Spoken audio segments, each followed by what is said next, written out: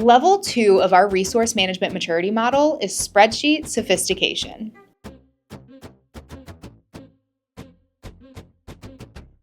You've moved past the chaos that is level 1. Congrats! And now you have spreadsheets, a lot of them. Somewhere in someone's files, you have the master spreadsheet, which is somehow both the source of truth and also out of date. At level 2, there is some form of organization. Resource managers finally have a seat at the table, and there are meetings about who is working on what.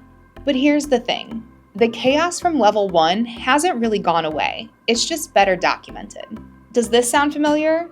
It's your monthly resource meeting, an hour of, wait, I thought Sarah was working on this project next month. Or, are we sure this is the updated spreadsheet? I made changes this morning and I'm not seeing them. The good news? You have better visibility than you did at level 1. Resource conflicts are being caught. The bad news? Your solutions are still limited. Availability isn't being tracked across all resources, and planning beyond your current project is nearly impossible. However, don't let that get you down. You have fewer last-minute surprises, you've got some basic utilization tracking, and your project managers and resource managers are finally talking. That's progress. The question is, are you ready to move beyond spreadsheets? Stay tuned for level 3.